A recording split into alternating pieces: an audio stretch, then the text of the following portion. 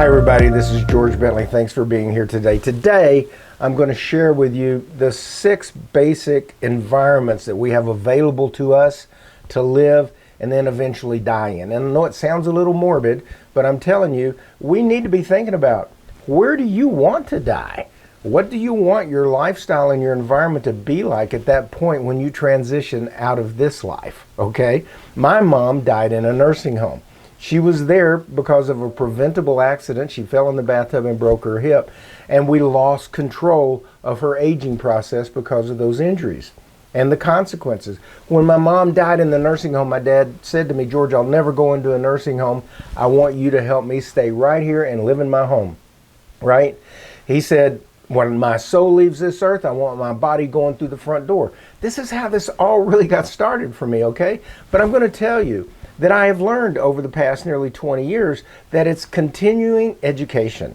It is continuing to learn and teach ourselves what our options are and what's necessary to make us happy.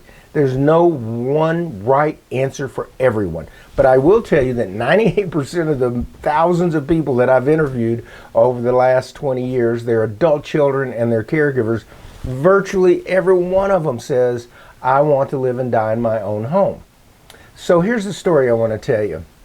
We got my dad one of the very first Bentley baths therapy tubs. My dad was not healthy, right? He had a condition called polymyalgia rheumatica. He was taking steroids, prednisone for pain. They didn't know how to treat it. He was on 7 different prescription medications. He had 2 shot hips, restless leg syndrome, sleep disruption, depression.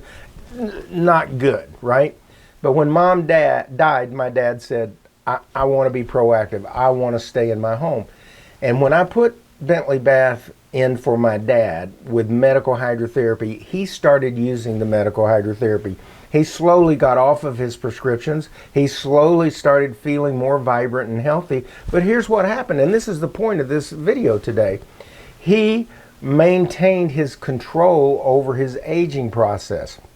And here was this die in the wool, never say never, I'm going to live independently in this home the rest of my life. We got about 6 to 8 months into this, and guess what? My dad was feeling a lot better. My dad he wasn't on a walker anymore. He wasn't taking all his prescription medications like he used to. He felt vibrant. He felt healthy. He felt active. He wanted to be able to contribute to life. Well, my family home was in a small town in rural Arkansas. My dad was a half a block away from the church that he grew up in. At one point in his life, all his friends and family were in that town. But guess what? As he got healthier and better, he became more active. And one day he said to me, "George, I'm bored. I'm lonely. I want more stimulation in my life. I want to be around other people." Do you get that? I mean, that's a big shift for my dad. So what did we do? We looked for an active senior community for my dad, an independent living facility where my dad could have his own apartment. He was totally independent. Nobody cared for him. And that's where he went until the day he died. At 102 years old, he was independent in that home. But he got what he needed to be vibrant and healthy and active. He had people around him he could interact with. There were social activities, events. It was invigorating for him to be in that environment. And so even though he was a die in the wool, I'm going to die in my own home kind of person, he evolved to the point where that environment was actually a little too constrictive for him.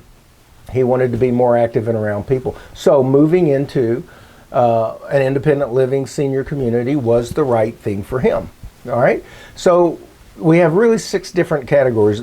The first is what I call aging in place. That is that ideal my dad and my mom had of living and dying in the family home and staying there for the rest of their life. Very important to people. That by necessity means we must make sure that that home has been modified to accommodate living and staying there safely until the day we passed.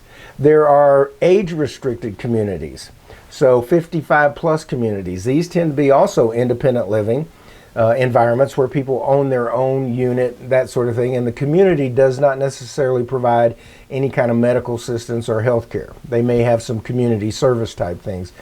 Independent living is similar, but in that case, you're in a community of people, of older adults, and you're taking advantage of meals, educational, social activities, things of that nature. It's kind of it's on a continuum there, and that's a step more towards having the community provide a few more services.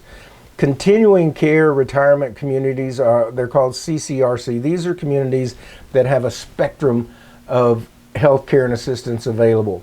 So the idea is if somebody moves into one of these communities, they may be totally independent. They may need a little bit of assistance at some point that can be provided, and they can have some level of skilled care in that type of a community. So that's another option to be considering. Assisted living is another step further down the spectrum. Assisted living means that you're in a facility where now you're having problems with your activities of daily living. I can bring somebody, my dad, I could have brought somebody into my dad's home to take care of him, and he could have stayed there. We could have just assisted him with the ADLs, that means activities of daily living, that he specifically needed help with. And other than that, he lived independently. There are communities and facilities that are specifically designed to provide these lower levels of assistance and as much independence as possible. And then, of course, there's nursing home and skilled nursing home facilities. And let me tell you something. I had somebody at one point suggest that I was anti-nursing home. And I want to clarify that forever. I am absolutely, positively not anti-nursing home. I am so grateful. They're amazing.